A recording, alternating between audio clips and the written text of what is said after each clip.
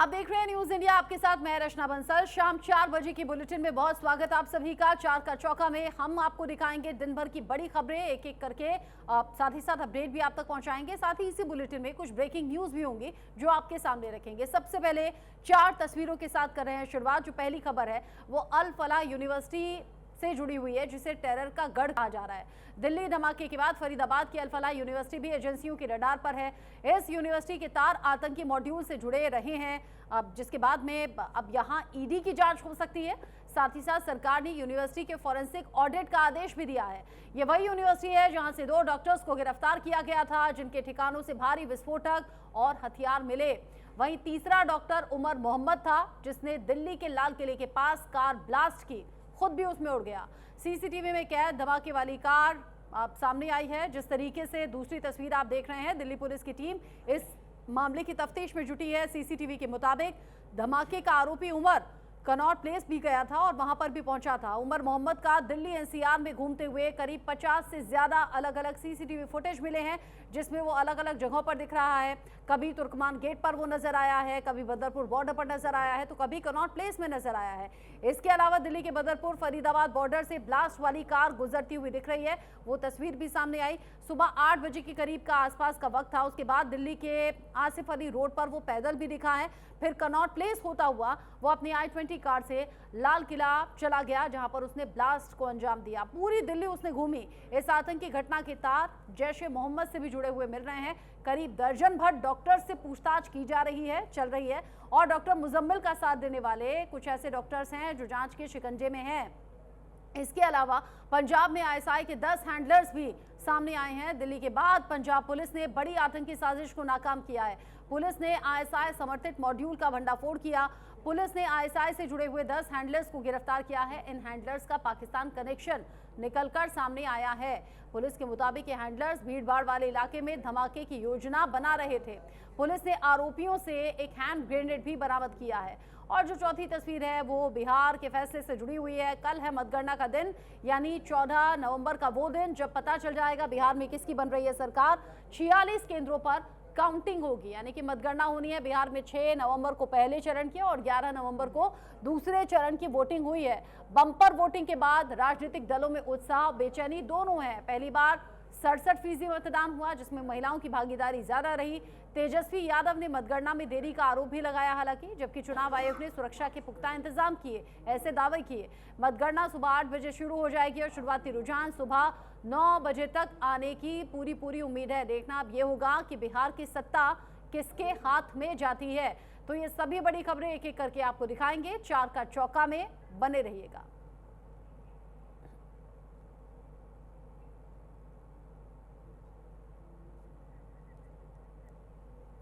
Delhi blast से जुड़ा हुआ बड़ा अपडेट और इसी के साथ कर रहे हैं शुरुआत। दिल्ली धमाका मामले में तीसरी कार भी हो गई है बरामद। जांच एजेंसियों को ब्रेजा कार मिली है। ब्रेजा कार की तलाश एजेंसियां कर रही थी, अब वो बरामद हो गई है। अल फलाह यूनिवर्सिटी में ही ये तीसरी कार भी मिली है, यानी कि ब्रेजा मिल गई है। एक i-20 है, एक इको स्पोर्ट है लाल रंग की, और अब ये ब्रेजा, इसका भी हो सकता है कि आतंकी गतिविधियों में इस्तेमाल होना हो। ये तीसरी कार ब्रेजा जो कि अल फलाह यूनिवर्सिटी से बरामद सुरक्षा एजेंसियों ने की है। एक के बाद एक जो तार जुड़े हुए नजर आ रहे हैं वो इंसानों तक पहुंच रहे हैं, जो कि अलग अलग राज्यों से कनेक्टेड है, यानी कि हरियाणा के साथ साथ यूपी के जो अलग अलग शहर हैं वो भी जुड़ते हुए नजर आ रहे हैं। साथ ही साथ इस तरह के आतंकी हमले में जहां i-20 कार में ब्लास्ट करके इस हमले को अंजाम दिया गया, फिर इको स्पोर्ट लाल रंग की कार जो खड़ी हुई मिली संदिग्ध स्थिति में, और अब ये ब्रेजा HR नंबर की कार जिसे कि बरामद किया गया है। अपनी शिकंजे में एक एक करके डॉक्टर्स तो आ ही रहे हैं, लेकिन साथ ही साथ इस तरह के धमाकों को अंजाम देने के लिए, चाहे वो विस्फोटक हैं या वो हथियार हैं या फिर वो इस तरह की कार ही क्यों ना हो, अब उनकी भी बरामदगी तेजी से बढ़ रही है। जांच एजेंसियों को ब्रेजा कार मिल गई है। दिल्ली धमाका मामला जिसमें तीसरी कार बरामद की है सुरक्षा एजेंसियों ने। अल फलाह यूनिवर्सिटी इसमें जांच का केंद्र भी बना हुआ है। 2 डॉक्टर्स की गिरफ्तारी यहां से हुई भी। बड़ी मात्रा में विस्फोटक मिला है। हालांकि अब यूनिवर्सिटी भी जांच के घेरे में आ गई है। वो बात अलग है कि वहां के वाइस चांसलर ने कह दिया कि इन डॉक्टर से हमारा किसी तरह से कोई निजी संबंध है नहीं। दिल्ली धमाका अपडेट, तीसरी कार बरामद हुई।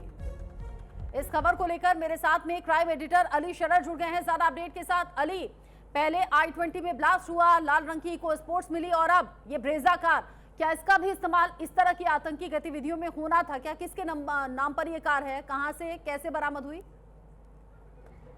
देखिए बिल्कुल रचना, यूनिवर्सिटी का झूठ इस अब सामने पूरी तरह से आ चुका है, क्योंकि जो कार है ब्रेजा, इस शाहीन के नाम पे है और इसका जो एड्रेस है वो बाकायदा यूनिवर्सिटी का ही है। यानी कि यूनिवर्सिटी कैंपस में जो रहते हैं, जो भी टीचर या जो भी स्टूडेंट रहते हैं, उनका वहाँ परमानेंट एड्रेस भी लिखा हुआ है और अस्थाई भी। यानी कि एड्रेस साफ है कि ये यूनिवर्सिटी में ही कार पाई गई है जो कि शाहीन के नाम पे है और इस कार से भी बड़ा ब्लास्ट करने की पूरी तैयारी थी।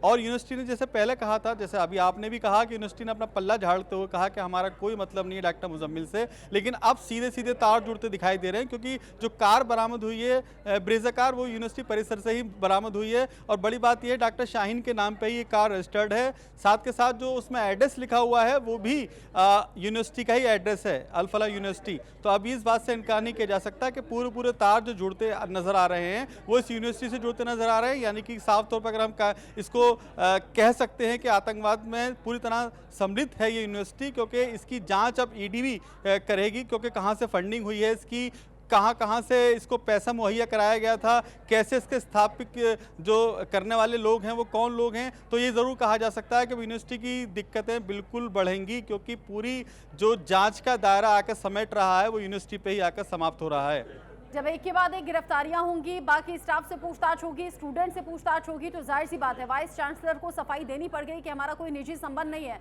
लेकिन हमें नहीं भूलना चाहिए, इसी यूनिवर्सिटी से वो डॉक्टर्स गिरफ्तार हुए जो आतंकी गतिविधियों में शामिल थे। यहीं से विस्फोटक मिला है, शक ये भी है कि यहीं की लैब में शायद हो सकता है विस्फोटक तैयार हुआ हो। एक के बाद एक छिपाने की कोशिश हो रही है, लेकिन लगता है जो मनी ट्रेल है पूरा, उसमें चीजें काफी हद तक खुल जाएंगी। अली, देखिए बिल्कुल जिस तरह से इस पूरे यूनिवर्सिटी परिसर के अंदर से तमाम चीज़ें निकल कर आ रही हैं, एनआईए पूरी तरह से इस पूरे ब्लास्ट मामले की जांच कर रही है, तो अब बहुत सारी चीज़ें क्लियर होती दिखाई दे रही हैं। रचना, कार बरामद हुई इको स्पोर्ट, वो भी फरीदाबाद से हुई। अब ये जो कार बरामद हुई ब्रेजा, ये तो बाकायदा यूनिवर्सिटी परिसर के अंदर से बरामद हुई है। और अब इस पर जो रजिस्टर्ड है वो भी जिस व्यक्ति के नाम होता है, यानी वाहन स्वामी का नाम जो आ रहा है वो डॉक्टर शाहीन है। डॉक्टर शाहीन के नाम पे एक कार रजिस्टर्ड है। अब इस बात से इनकार नहीं किया जा सकता। खुलासा कर रहे हैं वो ब्रेकिंग न्यूज अली अपने दर्शकों को दे दे, आप रहिएगा साथ में। तीसरी ब्रेजा कार को लेकर हुआ है बड़ा खुलासा, जो कि अली बता रहे हैं यूनिवर्सिटी के पते पर रजिस्टर्ड है ये कार, डॉक्टर शाहीन के नाम पर रजिस्टर्ड ये कार है। यानी यहाँ सीधे तौर पर साफ हो गया कि डॉक्टर शाहीन, यहाँ एड्रेस उसका जो है टेम्परेरी वो यूनिवर्सिटी का है, परमानेंट एड्रेस भी है, और डॉक्टर शाहीन के नाम पर ये कार रजिस्टर्ड है जो कि अल फलाह यूनिवर्सिटी से ही बरामद की गई है। यानी वो डॉक्टर शाहीन जो सीधे बता रही है कि जैश के संपर्क में थी, वो डॉक्टर शाहीन जो बता रही है पिछले 2 साल से विस्फोटक इकट्ठा कर रही थी, वो डॉक्टर शाहीन जो कि मुजम्मिल की महिला मित्र है, वो डॉक्टर शाहीन जिससे अपने परिवार ने ही पूरी तरह से जो नाता है वो तोड़ दिया था, एक्स हस्बैंड ने भी नाता तोड़ दिया था क्योंकि डिवोर्स हो गया था, और अब चल चुकी थी वो आतंक के रास्ते पर, पूरी तरह से कट्टरपंथी रास्ते पर चल चुकी थी। और अब इस कार का इस्तेमाल हो सकता है भविष्य में किसी बड़े बॉम्ब ब्लास्ट के लिए होना हो। डॉक्टर शाहीन के नाम पर यह कार रजिस्टर्ड है, जिसके ये दस्तावेज भी आप टीवी स्क्रीन पर देख रहे हैं। अली, ये पूरी चीजें ऐसी हो गई हैं कि जांच का केंद्र फरीदाबाद की ये अल फलाह यूनिवर्सिटी बन गई है। अब सफाई भले ही दी जा रही है, लेकिन सफाई देते देते शायद यूनिवर्सिटी भी थक जाए, क्योंकि एक के बाद एक कड़ियां यहीं से जुड़ रही हैं। और अब तो सवाल ये भी कि यहाँ मुजम्मिल जिन बच्चों को पढ़ाता था, जिन स्टूडेंट्स को पढ़ाता था, न जाने क्या तालीम देता हो, न जाने उनके ब्रेन में क्या भरता हो। रचना, साफ तौर पर ये जो घटना हुई है उससे साफ जाहिर है कि मोहम्मद मुजम्मिल क्या अपने छात्रों को पढ़ाता होगा। इस बात से अब इनकार नहीं किया जा सकता। जिस तरह से ये कार बरामद हुई है और इससे पहले जितने भी डॉक्टरों की गिरफ्तारी की जा रही है, पूछताछ की जा रही है, वो इस अल्फा यूनिवर्सिटी से एक के ही कहीं ना कहीं प्रोडक्ट हैं। तो अब ये बात साफ हो चुकी है कि आतंकवादी घटना को अंजाम देने वाले जो भी आतंकी संगठन हैं, चाहे वो जैश ए मोहम्मद हो या ISI हो, वो इस पूरे यूनिवर्सिटी के संपर्क में थे। क्योंकि जो कार बरामद हुई है वो स्टेशन में यहीं का है। यानी कि अब ये साफ हो गया है कि डॉक्टर शाहीन जो कि महिला कमांडेंट के तौर पर जैश ए मोहम्मद के लिए काम कर रही थी भारत में, वो भी इस यूनिवर्सिटी परिसर के अंदर ही रह रही थी, क्योंकि एड्रेस जो है वो साफ लिखा हुआ है कागजों में। ये बात इसकी पुष्टि हो चुकी है कि वो अल्फा स्कूल यूनिवर्सिटी यानी कि जो फरीदाबाद में है वहीं की कैंपस में ये महिला रहती थी। तो अब चाहे कितनी भी सफाई पेश कर ले, यूनिवर्सिटी संस्थापक या वाइस चांसलर, लेकिन अब इस बात से इनकार नहीं किया जा सकता। सब सबूत सामने आ चुके हैं, एनआईए लगातार इसमें जांच कर रही है। अब बड़ी बात यह है कि इसकी अब पूरे मामले की अभी तक जो जांच चल रही थी वो एनआईए और आईबी कर रही थी, लेकिन अब ईडी भी इस मामले में इन्वॉल्व होगी, क्योंकि ईडी को ये जानकारी मिली है कि बड़े मोटे फंडिंग करने के बाद इस यूनिवर्सिटी को बनाया गया था, विदेश से पैसा आया था, कौन लोग हैं वो जो पैसा दिए थे और कहां से किस किस अकाउंट में पैसा आया। तो फिलहाल ये विषय चल रहा है, लेकिन अब ये साफ हो चुका है कि आतंकवादी गतिविधियों में पूरी तरह से इन्वॉल्व पाई गई है अल फतेह यूनिवर्सिटी। बिल्कुल, अल फलाह यूनिवर्सिटी जहां पर जांच टीम पहुंची, कल दिन भर भी पूछताछ होती रही और वहीं से अब कई सबूत निकलकर सामने आ रहे हैं, जिसमें अब ये तीसरी कार ब्रेजा कार भी है जो कि सामने आ गई है। इन सब के बीच एक और बड़ा अपडेट है, दिल्ली ब्लास्ट से जुड़ा हुआ एक और बड़ा अपडेट। अल फलाह यूनिवर्सिटी पर एक्शन हुआ है। अल फलाह यूनिवर्सिटी को NAAC का नोटिस पहुंचा है। वेबसाइट पर गलत तरीके से मान्यता दिखाने पर यह नोटिस दिया गया है अल फलाह यूनिवर्सिटी को, यानी एक के बाद एक अब मुश्किलें तो बढ़ेंगी, यहाँ यूनिवर्सिटी को भी जवाब देना होगा। दिल्ली ब्लास्ट केस में नाम सामने आने के बाद फरीदाबाद की अल फलाह यूनिवर्सिटी एक बार फिर से चर्चाओं में आ गई है। इस बार वजह पढ़ाई या फिर स्टाफ नहीं है, बल्कि फर्जी मान्यता दिखाना है। राष्ट्रीय मूल्यांकन एवं प्रत्यापन परिषद यानी कि NAAC ने यूनिवर्सिटी को एक शो कॉज नोटिस भेजा है, जिसमें उस पर गलत जानकारी देने और जनता को गुमराह करने का आरोप लगाया गया है। दिल्ली ब्लास्ट केस में नाम सामने आने के बाद फरीदाबाद की अल फलाह यूनिवर्सिटी एक बार फिर से चर्चा में है। इस बार ये अलग वजह निकलकर सामने आई है। हालांकि वेबसाइट को अभी बंद कर दिया गया है और ये यूनिवर्सिटी की तरफ से ही किया गया है। अलग अलग वजहों से विवादों में आ गई है, इसलिए क्या? देखिए, बिल्कुल साफ तौर पर नोटिस यानी कि कारण बताओ नोटिस ये जारी किया गया है। NAAC की तरफ से साफ तौर पर कहा गया है कि आपने गलत मानक पेश किए हैं वेबसाइट पर, जो आपको डिग्रियां देने की परमिशन नहीं है, वो आपने डिग्रियां लिख रखी हैं, किस बेस पे लिख रखी हैं, क्यों आप लोगों को गुमराह कर रहे हैं, क्यों आप इस बच्चों के भविष्य से खिलवाड़ कर रहे हैं। फिलहाल ये नोटिस जारी किया गया है और अब इस नोटिस का 48 घंटे के अंदर ही जवाब देना भी है यूनिवर्सिटी परिसर को। तो अब बड़ी मुश्किलें साफ तौर पर बढ़ती नजर आ रही हैं, क्योंकि इस यूनिवर्सिटी परिसर के अंदर से ही सारे लाल किले ब्लास्ट के तार जुड़ते नजर आए हैं। इसी के मद्देनजर तमाम जांच एजेंसियां अभी भी मौके पर हैं, लगातार जांच चल रही है। जो भी छात्र हैं उनसे पूछताछ की जा रही है। छात्रों का हालांकि ये भी कहना है कि अनावश्यक रूप से परेशान किया जा रहा है, लेकिन सच्चाई ये है कि आपको पढ़ाया क्या गया, डॉक्टर मुजम्मिल ने आपको किस बात की ट्रेनिंग दी, क्योंकि जिस तरह से AK-56 बरामद हुई, AK-47 से बड़ी होती है AK-56, क्योंकि उसमें 56 कारतूस आते हैं, तो वो कहाँ से बरामद हुई, आपके पास कहाँ से आई, कहाँ से विस्फोटक आया, कहीं आपने अपनी लैब में तो तैयार नहीं किया, क्योंकि बाकायदा यूनिवर्सिटी परिसर के अंदर लैब बना हुआ है जहां पर अक्सर नए नए बाकायदा सर्च किए जाते हैं। तो कहीं ऐसा तो नहीं कि उस सर्च से बनाई गई हो सामग्री जो देश को बर्बाद करने की तैयारी हो। और वहां से जो पकड़े गए डॉक्टर्स हैं उनके निशानदेही पर ही जम्मू कश्मीर से लेकर यूपी तक अलग अलग जगह छापेमारी हो रही है। एक के बाद एक डॉक्टर्स के नाम भी सामने आ रहे हैं। अली शरर, नजर आप बनाए रखिएगा, आगे जो भी अपडेट होगा इस खबर से जुड़ा हुआ आपके जरिए दर्शकों तक पहुंचाएंगे। अभी के लिए शुक्रिया आपका। सीधा ये लाइव तस्वीरें अभी फिलहाल हम दिखा रहे हैं। जांच किस तरीके से आगे बढ़ रही है। अल फलाह यूनिवर्सिटी, जहां अभी अली ने बताया भी कि जांच एजेंसियां पहुंची हुई हैं, जांच चल रही है, वहीं से ब्रेजा कार भी मिली है जो कि डॉक्टर शाहीन के नाम पर पते पर रजिस्टर्ड थी और डॉक्टर शाहीन का जो पता है वो यूनिवर्सिटी का लिखा हुआ था। अब आप समझिए अल फलाह यूनिवर्सिटी में जहां पर पूरी तरह से जांच एजेंसियां अब ये समझिए कि एक एक सबूत को खंगाल रही हैं, एक एक चीज को अब देख रही हैं। स्टूडेंट से पूछताछ, स्टाफ से पूछताछ, वहां प्रिंसिपल से पूछताछ, वाइस चांसलर को ऑफिशियल स्टेटमेंट देना पड़ गया, ये सब कुछ हो रहा है।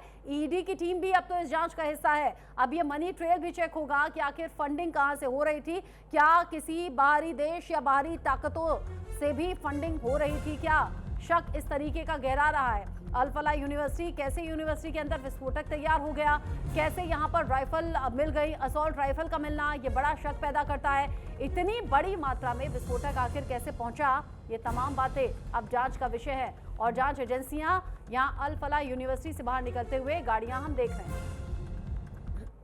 और जानते हैं इसी मामले में हरियाणा के नूह के तार भी जुड़े हुए नजर आ रहे हैं, यानी कि हरियाणा के नूह से दिल्ली ब्लास्ट के तार जुड़े हुए नजर आ रहे हैं। विस्फोटक सामग्री बेचने वाले दुकानदार को हिरासत में लिया गया है।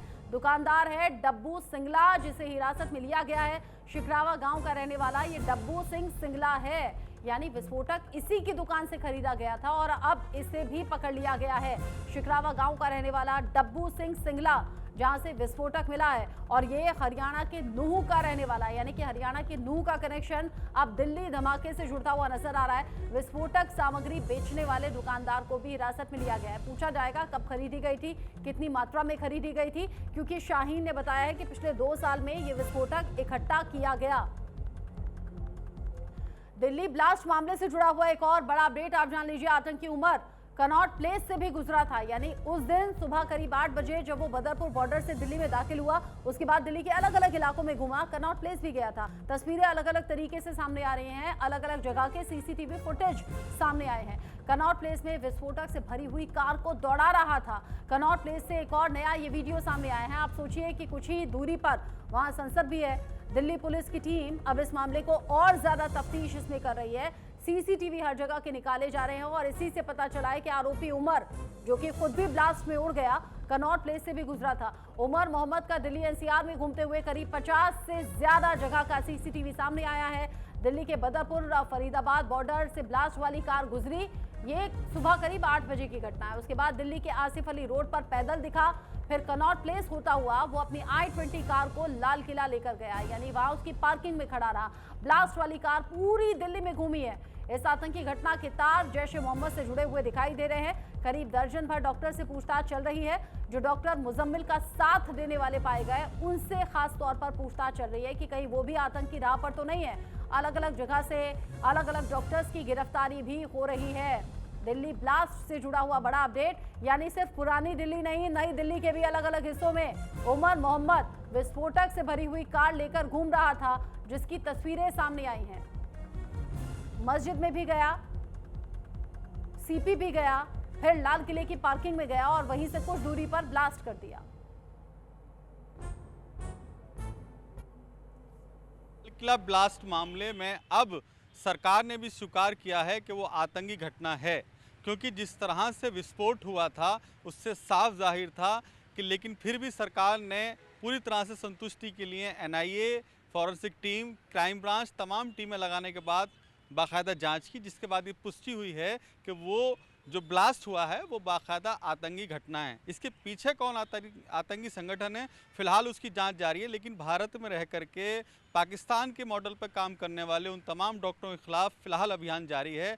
एनआईए ने देर रात भी कुछ जम्मू कश्मीर, उत्तर प्रदेश और फरीदाबाद के जो तार जुड़े थे उसके आधार पे ही कुछ डॉक्टर गिरफ्तार किए हैं, जिनसे फिलहाल पूछताछ चल रही है। क्योंकि अभी तक जो 5 डॉक्टर गिरफ्तार हुए हैं डॉक्टर मुजम्मिल के पास से जो तमाम चेन चली है, उससे साफ जाहिर है कि जैश-ए मोहम्मद के नक्शे कदम पर चलने वाले ये वो आतंकी मॉडल को अंजाम देना चाहते थे। इसी के चलते 2900 किलो विस्फोटक भी जमा किया हुआ था, यानी कि अलग अलग स्थानों पर एक बड़ी घटना को अंजाम देने के इरादे में ये नेटवर्क था। लेकिन इससे पहले ही एनआईए जांच एजेंसियों ने वो सामग्री बरामद कर ली, वो टाइमर बरामद कर लिए, वो AK-56 बरामद कर ली, जो कि एक बड़े आतंकी घटना को अंजाम देने के इरादे में थे। लेकिन जिस तरह से i20 ब्लास्ट हुआ है, उसके बाद फिर देर शाम फरीदाबाद से ही दूसरी कार, यानी कि ईओन जो कार है वो भी बरामद कर ली गई है, इको स्पोर्ट्स। अब ब्रीजा कार भी अल फतेह यूनिवर्सिटी से बरामद की गई है। इन कारों का भी कनेक्शन साफ तौर पे ये देखा जा रहा है, क्योंकि जो भी सीसीटीवी फुटेज आए हैं उसके आधार पर ये आपस में टच पाए गए हैं। तो इनके कौन स्वामी हैं, कौन इनके पीछे हैं, कहाँ कहाँ अभी भी दिल्ली में छुपे हुए लोग हैं जो संगठन के लिए काम करते हैं, फिलहाल ये बड़ी चुनौती है। इसी के मद्देनज़र NIA, crime branch, Delhi police, तमाम जांच एजेंसियां, जिसमें बड़ी भूमिका आईबी की भी है, वो यही पता लगाने की कोशिश कर रही हैं कि आखिरकार दिल्ली में इनके बाकी लोग कहाँ कहाँ छुपे हैं। इसके अलावा जम्मू कश्मीर पुलिस भी पूरी तरह से सहयोग देते हुए अलग अलग स्थानों पर छापेमारी कर रही है, क्योंकि डॉक्टर मुजम्मिल से पास से एक रेड डायरी बरामद हुई है। वो रेड डायरी में बहुत सारे ऐसे सच लिखे हुए हैं, जिससे साफ जाहिर है कि गणतंत्र दिवस यानी कि 26 जनवरी के दिन बड़ी घटना को अंजाम देने की फिराक में थे ये आतंकी। और इनका कहां से मॉडल चल रहा है, कौन इनका आका है भारत में, फिलहाल ये जानकारी लेने के लिए ही जांच एजेंसियां रात दिन एक कर रही हैं। कैमरामैन भूषण के साथ अली शरर, न्यूज़ इंडिया, दिल्ली। इन सब के बीच ही पंजाब पुलिस ने बड़ी आतंकी साजिश को कर दिया है नाकाम। आईएसआई समर्थित मॉड्यूल का भंडाफोड़ करके ये कामयाबी हासिल हुई है। 10 हैंडलर्स को गिरफ्तार कर लिया है। पकड़े गए आरोपियों के पाकिस्तान से सीधे सीधे तार जुड़े हुए हैं। भीड़ भाड़ वाले इलाके में हमले की फिराक में ये सभी आरोपी थे जो कि पकड़े गए। पुलिस ने आरोपियों से हैंड ग्रेनेड बरामद किया है। पंजाब जहां पर बड़ी आतंकी साजिश को नाकाम किया गया, 10 हैंडलर्स को पकड़ा गया है। सीधे तौर पर पाकिस्तान के कनेक्शन में थे, भीड़ भाड़ वाले इलाके में हमले की फिराक में थे ये सभी आरोपी। पुलिस ने आरोपियों के पास से हैंड ग्रेनेड बरामद किया है। इन्हीं हैंड ग्रेनेड के जरिए लोगों को नुकसान पहुंचाने की तैयारी थी। पंजाब पुलिस ने आतंकी साजिश को न सिर्फ नाकाम किया बल्कि आईएसआई समर्थित मॉड्यूल का भंडाफोड़ करते हुए 10 हैंडलर्स को पकड़ लिया है। गीतांशु सेजवाल मेरे साथ में जुड़ गए हैं, न्यूज इंडिया संवाददाता। गीतांशु, ये जो 10 हैंडलर्स पकड़े गए हैं, एक बड़ी आतंकी साजिश नाकाम तो हो गई, लेकिन क्या ये सिर्फ 10 हैं? इनके कोई और साथी भी हैं? पूछताछ में क्या बातें सामने आई और कैसे पंजाब पुलिस को इसकी खबर लगी?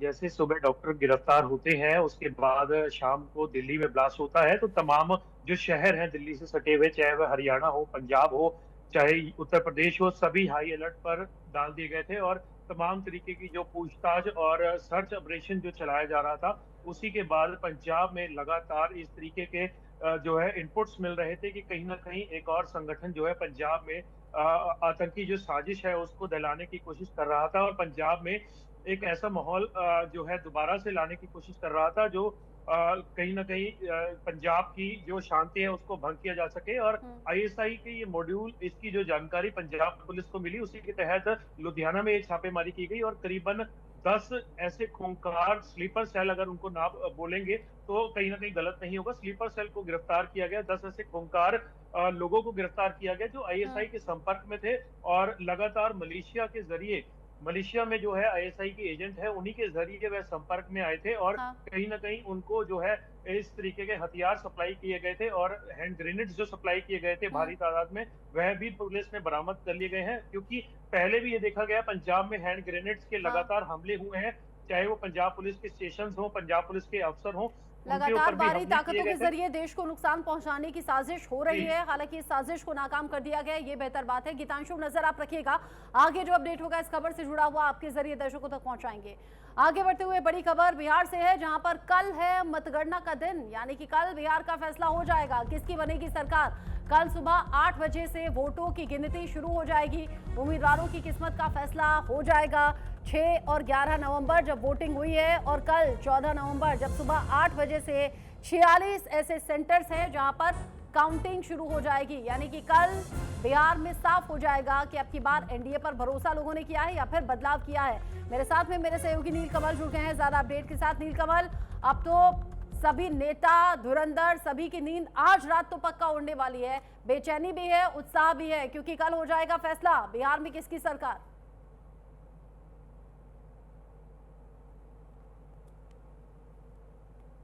नीलकमल, शायद आप म्यूट हैं।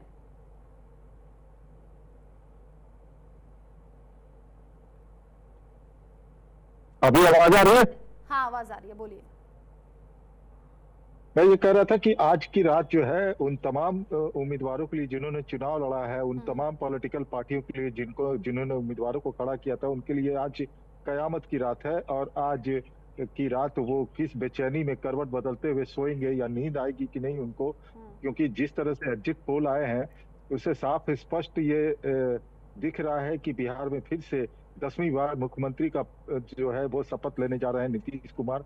लेकिन तेजस्वी यादव का दावा अलग है कि 18 तारीख को वो शपथ ग्रहण करने वाले हैं। तो कल इसका खुलासा हो जाएगा कि जनता ने किसे मैंडेट दिया है और किसे वो मुख्यमंत्री बनाना चाहते हैं और किस गठबंधन की सरकार को वो बिहार में देखना चाहते हैं। लेकिन इसके पहले जिस प्रकार के दावे किए गए और जिस प्रकार की अब बातें की जा रही हैं, ये लोकतंत्र के लिए सही नहीं है। एक तो तेजस्वी यादव ने यह कहा कि वोट चोरी वो होने नहीं देंगे, चलिए ये बात है कि स्ट्रांग रूम में नजर रखेंगे। लेकिन पप्पू यादव का जिस तरह का बयान आया है कि अगर महागठबंधन नहीं जीतती है और अगर ये जीतती है तो उसमें विरोध प्रदर्शन होगा। और पप्पू यादव का स्पष्ट तौर पर यह कहना था कि अगर जिसमें एनडीए कहा जीत गया कि जाती ज्यादा है से तो ज्यादा संख्या में मतदान केंद्रों पर तो हम पहुंचे ही, लेकिन मतगणना जब हो रही है तब भी अपना सपोर्ट दिखाइएगा। इस तरह के नेताओं के जो बयान है उससे लोग भड़क भी सकते हैं, इस बात का ख्याल रखना चाहिए। नीलकमल, अभी के लिए शुक्रिया आपका, समय की कमी है, आगे फिर जुड़ेंगे आपके साथ बाकी अपडेट्स के लिए। अभी के लिए शुक्रिया। छोटा सा ब्रेक यहाँ पर ले रहे हैं, लौटेंगे फौरन।